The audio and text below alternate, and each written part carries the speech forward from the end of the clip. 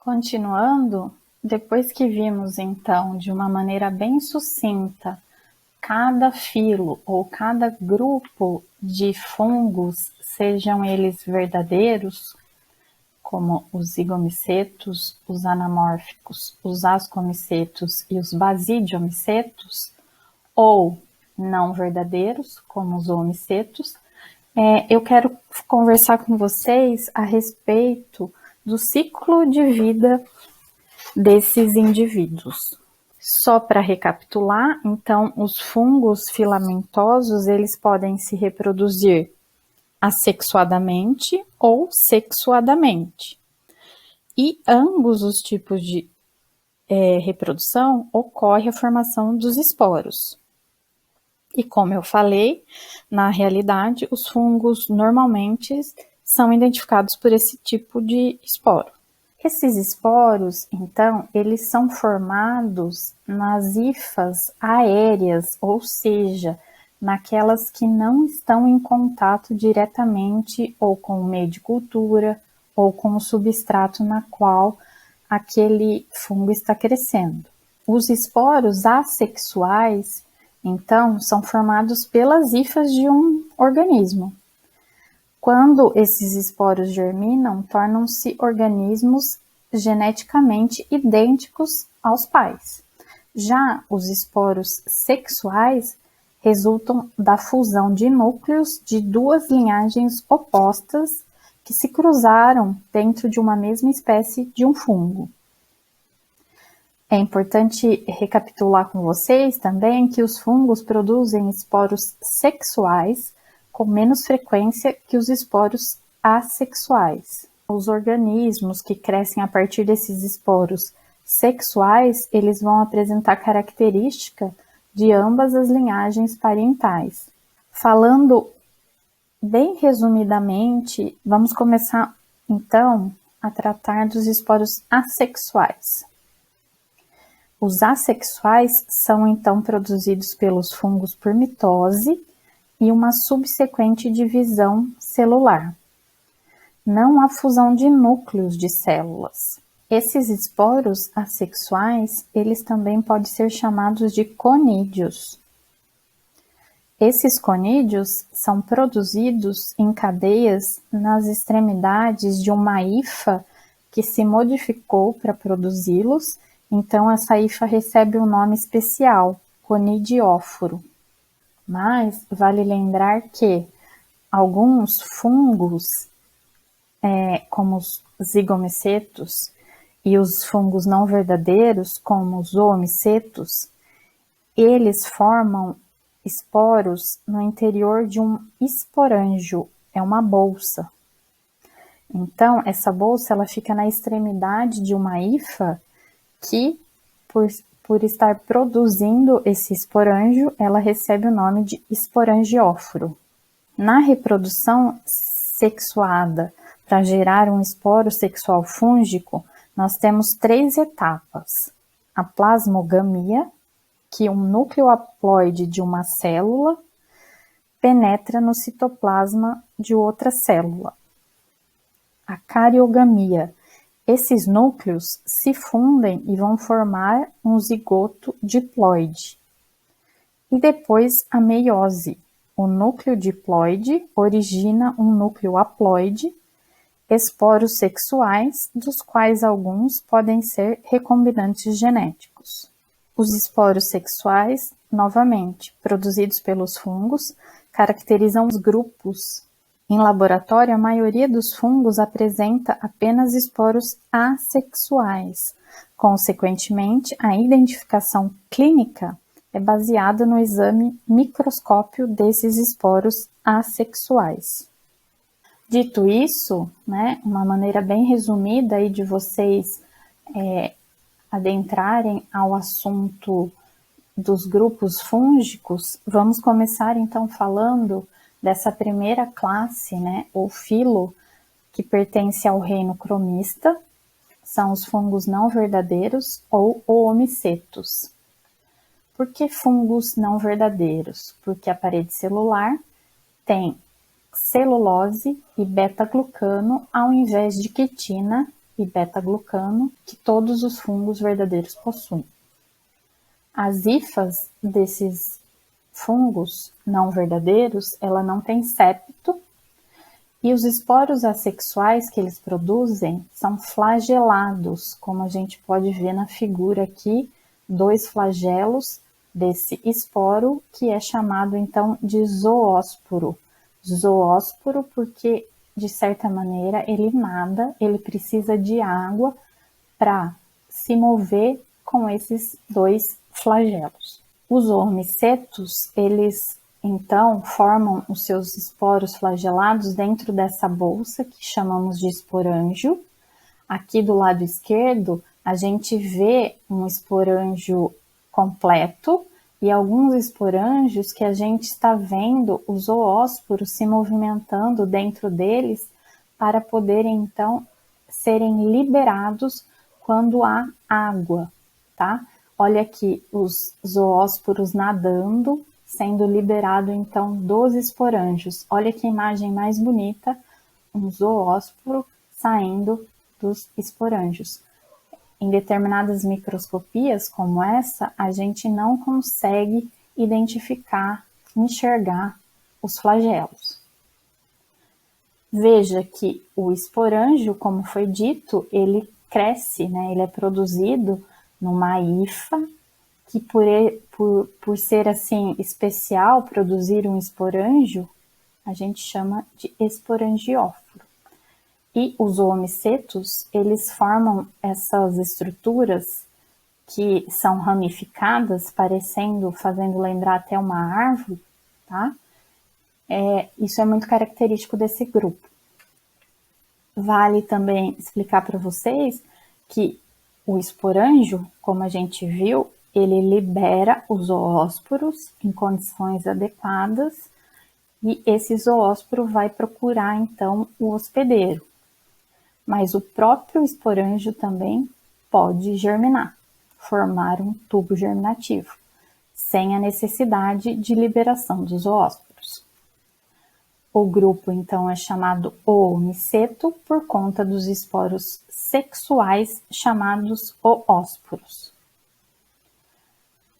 Mantive aqui para vocês a primeira estrutura, né, de um oomiceto, de uma Phytophthora, que é o gênero a que esse fungo dentro do filo pertence, e aqui é um outro gênero de oomiceto. Veja, a estrutura base, que são os esporangióforos e os esporângios em cima aí, né, desses esporangióforos, ela é a mesma, mas o que varia é o tipo de ramificação, o formato desses esporângios, dentre outras coisas. Como eu falei, os oomicetos recebem esse nome por conta disso aqui, ó, esse esporo originado sexualmente, chamado oósporo. Veja que esse oósporo, ele é uma estrutura de sobrevivência do fungo, não verdadeiro no caso. Quando não encontra o hospedeiro, quando não encontra a condição climática adequada, a reprodução sexuada acontece e ele forma esse oósporo que, veja, é um esporo de parede muito espessa, por conta dessa função mesmo de sobrevivência. Quando a condição volta a ser favorável ao fungo não verdadeiro, ou quando por algum motivo o hospedeiro é plantado naquela área, então esse oósporo, ele germina, olha aqui, e forma um novo esporângio, para assim começar o ciclo de vida desse fungo novamente. Aqui do lado eu mostro para vocês a produção, né, a formação do oósporo, que ele é originário, veja, de 2 hifas diferentes, cada uma aqui de um lado. Essa primeira hifa aqui, ela formou uma estrutura que chamamos de ogônio, que é esse saco arredondado que tem ovos, né, como se fosse o óvulo da mulher aqui dentro.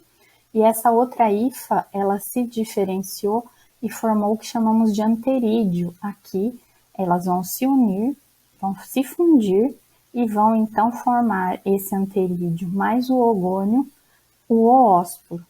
Só para ficar claro para vocês, então, para a formação do hósporo, eu preciso de hifas diferentes, né, que são, podemos dizer assim, complementares, não é qualquer hifa que vai se fundir e formar um ogônio. Cada uma delas vai formar uma estrutura diferente, né?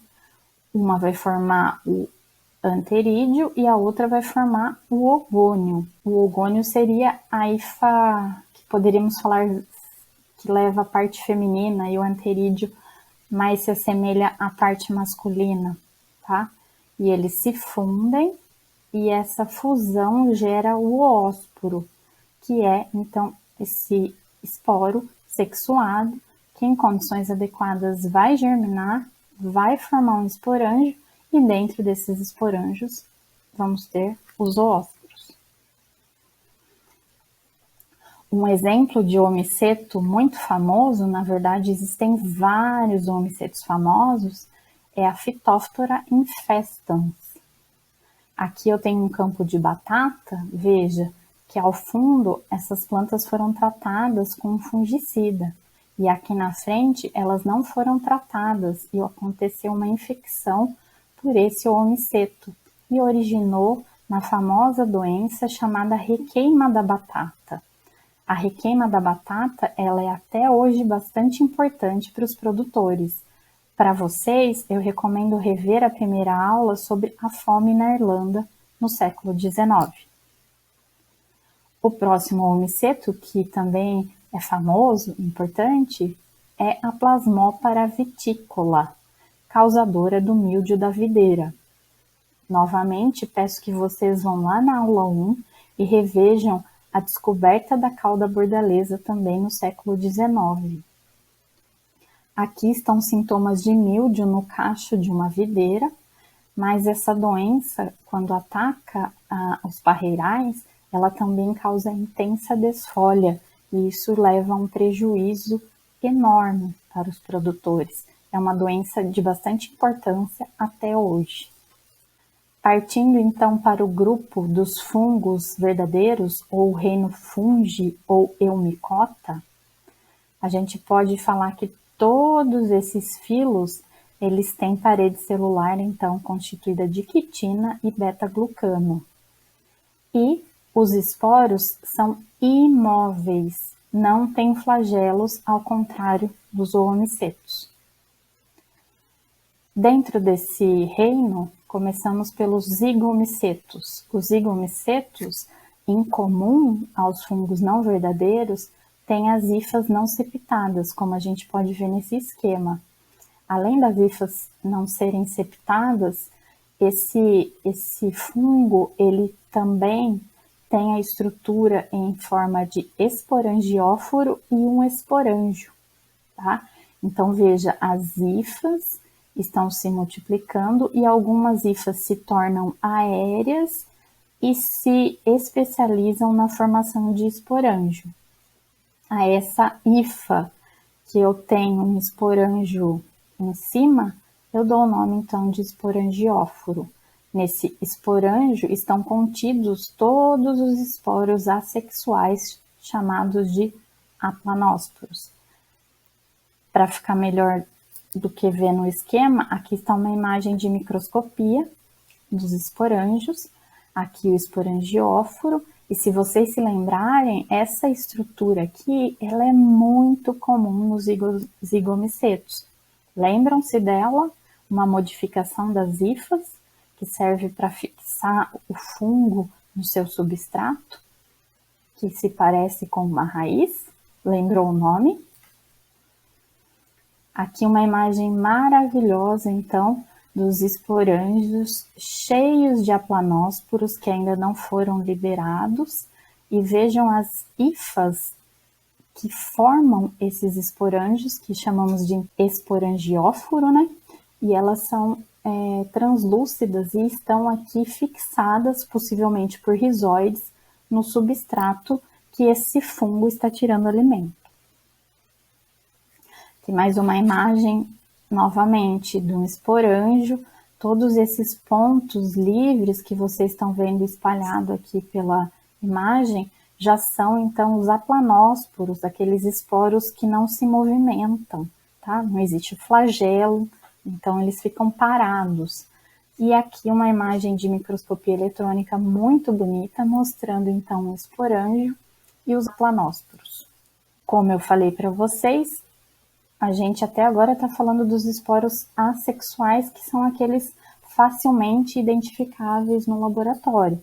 Mas o nome zigomiceto vem do esporo sexual, zigósporo, que é esse aqui, que é resultado, então, ó, de duas hifas que se encontram, se fundem o seu material para formar um núcleo diploide, e a gente então tem esse zigoto, que é um esporo sexual, que também serve de sobrevivência para esse fungo, além de ser resultado de uma reprodução sexuada, ele é bastante variável geneticamente. De maneira bem resumida, os fungos zigomicetos, como qualquer outro fungo, tem uma fase sexuada e uma fase assexuada. Se a gente começar daqui, a hifa aérea produzindo esporângio, a gente vê então que esse esporângio forma os esporangiósporos, que são nada mais são do que os aplanósporos.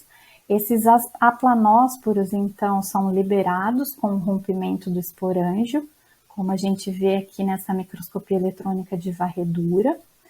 Eles são liberados, germinam para produzir as hifas, né? O tubo germinativo que cresce, né? Vai formando as hifas, o micélio. Os gametas vão se formar na extremidade de hifas diferentes, que vão se fundir e depois de fundidas vão formar o zigósporo. Na sequência, uma cariogamia, ou seja, fusão de núcleos, e meiose acontece, produzindo então, a partir desse zigósporo em condições adequadas de ambiente, um esporângio. Esse esporângio libera os esporos e assim o ciclo se fecha. Ciclo assexuado, ciclo sexuado de um mesmo fungo. Os zigomicetos são muito famosos por produzirem doenças pós-colheitas, por exemplo, aqui no morango. O crescimento também dos fungos do tipo Rhizopus pode acontecer inclusive no pão que a gente deixa de maneira inadequada armazenado em nossa casa. Então, o que a gente está vendo aí são a germinação dos esporos desse fungo. Eles vão crescendo, as hifas vão crescendo, vão formando então o que a gente chama de micélio, o conjunto dessas hifas. Olha o rizoide aí se formando. O esporângio na ponta do que chamamos de esporangióforo. E olha aí uma visão, então, em lupa. Esporangióforo, que vai se diferenciando num esporângio na ponta, e esse esporângio é que vai conter os esporos que são imóveis.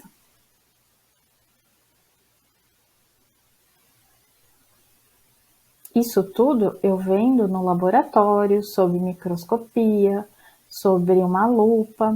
Isso daqui também é no microscópio, o esporângio, o esporangióforo, os esporos. Já aqui a gente está vendo o que é translúcido, são as hifas, né, mais especificamente os esporangióforos, que estão crescendo, olha aqui, em cima do pão. O que eu tenho aqui no morango, eu estou vendo crescer agora no pão. Tudo que a gente tinha visto microscopicamente, agora a gente consegue ver pela formação de um micélio abundante e inclusive esses pontinhos pretos que são o esporângio do fungo. Chegamos no filo dos ascomicetos. Os ascomicetos têm hifas septadas e seus esporos sexuais são formados dentro de ascos, são endógenos. Esses ascos, eles têm forma de um saco, por isso esse nome.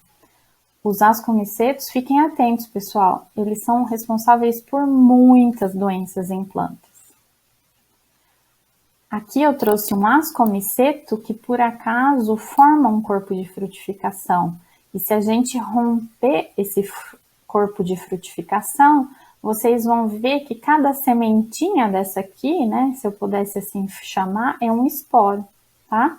E por que que eles estão todos enfileiradinhos assim? Porque se eu jogar uma luz aqui sob microscopia adequada, eu vou ver uma camadinha fina de uma estrutura que se forma e segura e mantém esses esporos dessa maneira em sequência. A essa estrutura eu dou o nome de asco. Aos esporos que estão ali dentro, geralmente em número de 8 na sequência, eu dou o nome de ascósporos. Então, essa estrutura que dá o nome ao grupo Ascomiceto, por conta dos ascos, é uma estrutura sexuada do fungo. Olha aqui, então, esse saco que envolve e mantém esses 8 ascósporos, geralmente, enfileirados, tá? Assim como nos outros grupos, os fungos ascomicetos, eles são, então, sexuados, por isso recebe esse nome, mas pode ter sua fase assexuada. Então, a partir de uma hifa, que se aumenta em massa, né? A gente tem a produção de um conidióforo, que é uma hifa diferenciada, uma hifa aérea, e que na ponta dela são formados, então, os conídeos, ou esporos assexuais desse fungo. Esses conídeos são liberados, então, do conidióforo. Olha aqui em microscopia os conídeos e os conidióforos, onde eles são formados. E ele germina, então, cada um desse conídeo para formar o tubo germinativo e, a partir do tubo germinativo, a hifa e o micélio.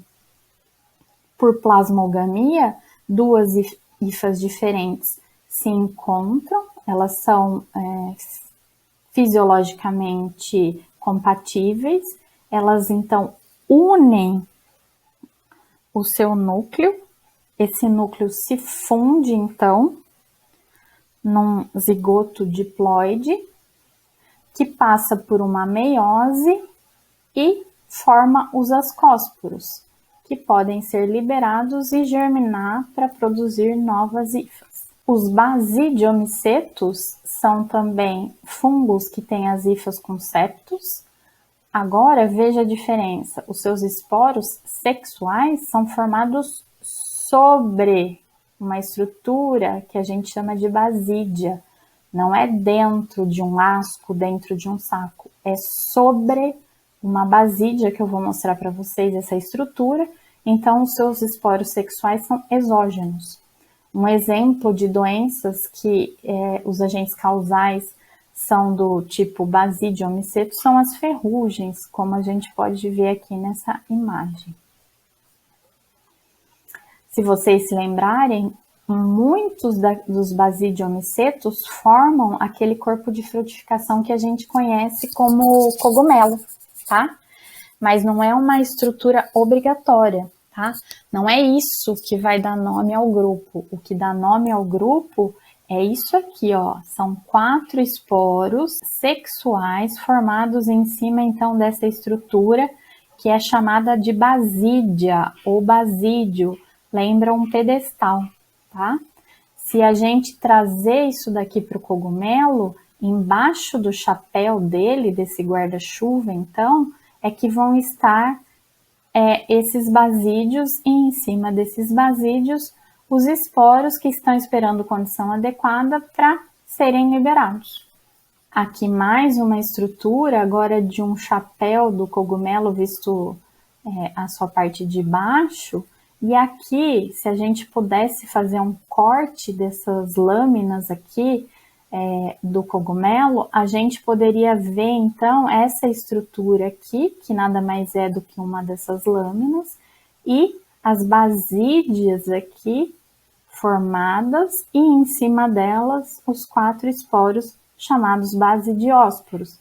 Veja, não tem nada segurando esses esporos, eles estão em contato direto com o meio e podem ser liberados, ao contrário dos ascomicetos que estão dentro daquele saco. Novamente, a reprodução sexuada começa novamente com um esporo que germina, que vai formar as hifas. Essas hifas vão formar um micélio abundante, que por plasmogamia, duas hifas diferentes se encontram e se fundem, e essa estrutura vai se desenvolvendo e tomando forma num cogumelo. Embaixo desse cogumelo, então, eu tenho, como a gente vê aqui, a basídia, que é esse pedestal, e os esporos formados aqui em cima, tá? Esses esporos, então, a gente dá o nome de basidiósporos. Mas, caso aconteça a reprodução assexuada, o que a gente vê é que um fragmento de uma hifa se desprende do micélio e esse fragmento cresce para produzir um novo micélio. Chegando então no último grupo dos fungos anamórficos, é um grupo artificial que eu vou explicar para vocês, mas antes disso quero chamar a atenção de vocês que em muitos livros a gente pode encontrar outras denominações para os fungos anamórficos, mas é tudo a mesma coisa. Podem ser chamados de fungos imperfeitos, ou fungos mitospóricos, ou deuteromicetos, tá? E por que uma classificação artificial? É uma classificação artificial porque seria uma fase assexual de um grupo que ainda não conhecemos a sua fase sexuada. Como assim, professora? Os fungos que nós apresentamos até agora são teleomorfos, isto é, eles se reproduzem por esporos sexuais, mas também produzem esporos assexuais. Porém, existem alguns fungos que, como eu falei, a gente ainda não conhece a sua fase sexuada, ou a fase sexuada está realmente ausente, ou ela ocorre muito raramente. Então, quando a gente tem isso acontecendo, historicamente, esses fungos que o ciclo sexual ainda não havia sido observado, eles eram colocados em uma categoria de espera. Tá? Então, essa categoria de espera é chamada de fungos anamórficos. Muitos dos fungos que anteriormente foram classificados e colocados nesse grupo, hoje em dia já se descobriu a fase sexual e ela ou pertence a um ascomiceto ou a um basidiomiceto, mas até hoje a gente ainda chama esses fungos de anamórficos. Aqui está um fungo anamórfico muito conhecido, é o penicillium. Novamente, os esporos assexuais são formados aqui na parte aérea de uma hifa aérea chamada conidióforo. Aqui eu vejo uma casca de uma laranja e em cima dela um monte de conidióforo com conídeos, que é o que eu tô vendo aqui de maneira, aqui a olho nu, né? E aqui com o auxílio de uma lupa, e aqui com o auxílio de um microscópio. Veja, o penicillium, ele é muito comum causando bolor, tanto o bolor verde quanto o bolor azul, em citros, tá? Causando essa doença em pós-colheita. Aqui são, então, os esporos vistos em microscopia eletrônica. Mas os fungos anamórficos são muitos, tá? Um outro é a alternária, que vocês vão ter que conhecer bem, porque causa uma série de doenças em vários cultivos. Aqui eu coloquei a pinta preta nas brássicas, olha aqui. Para terminar de maneira bem adequada essa aula, vamos então falar um pouquinho da importância dos fungos. Como a gente viu, eles podem causar doenças em plantas, por isso recebem o nome de fito, de planta, patogênico, que causa doença em planta. Existem fungos que, além de causarem a doença, como uma podridão na espiga ou aqui nas espiguetas de um trigo, além disso, enquanto eles estão atacando e causando podridão nesses grãos, eles ainda podem liberar substâncias toxigênicas ao homem, aos animais, por exemplo, a um gado que vai comer uma ração como essa, tá? Esses fungos, eles então formam micotoxinas, ou seja, toxinas que vieram de um fungo, porque o radical mico é relativo a fungo, tá? Um desses fungos é o aspergillus e o outro é um fusário.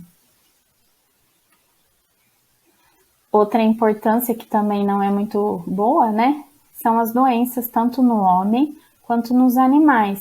Como eu falei, o radical mico refere-se a fungo, por isso essa doença de pele recebe o nome genérico de micose.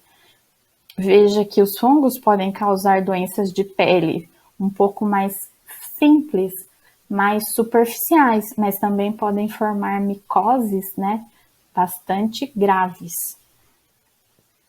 Só para a gente não ficar falando dos malefícios, existem os fungos, né, no caso as leveduras, como a Saccharomyces cerevisiae, que são benéficos. Por quê? Por conta da fermentação, liberando gás carbônico e liberando álcool, é possível, então, pela fermentação, o homem aproveitar dessa condição e produzir pão e produzir cerveja. Além disso, nas aulas de microbiologia do solo, nós vamos falar bastante de micofungo rhiza, raiz. É uma junção de alguns fungos com algumas raízes de plantas. Olha isso daqui, fazendo uma simbiose mutualística, ou seja, tanto o fungo quanto a raiz recebem algo favorável em troca. O que eles recebem?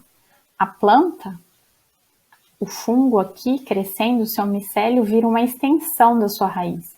Então, com essa simbiose mutualística, a planta que tem uma micorriza na sua raiz, ela tem maior absorção de água e nutrientes do solo.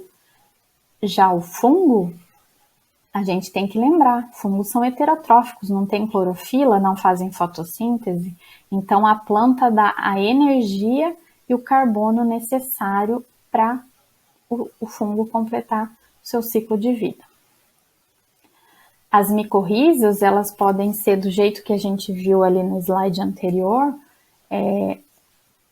podemos assim falar, crescendo fora praticamente da planta, mas existem algumas, e não são poucas, né? 80% das famílias das plantas têm esse tipo de micorriza, que a gente chama de vesicular arbuscular, porque ela forma, olha aqui, é uma célula, aqui é a parede da célula vegetal, e dentro dessa célula, elas formam então esses pequenos, como se fossem arbustos, por isso arbuscular, que também vão servir de maneira positiva para a planta. A gente vai ver isso também na aula de microbiologia do solo. Aqui também outras ectomicorrizas são então aquelas que crescem fora da planta de uma maneira bem grosseira, mas que a sua presença então garante, olha aqui, plantas mais desenvolvidas do que aquelas que não tiveram essas micorrizas na sua raiz. Principalmente a gente vê isso para pinheiros, olha aqui, um pinheiro que com micorrizas que foram inoculadas, né, no seu sistema radicular, e aqui uma que não, tá?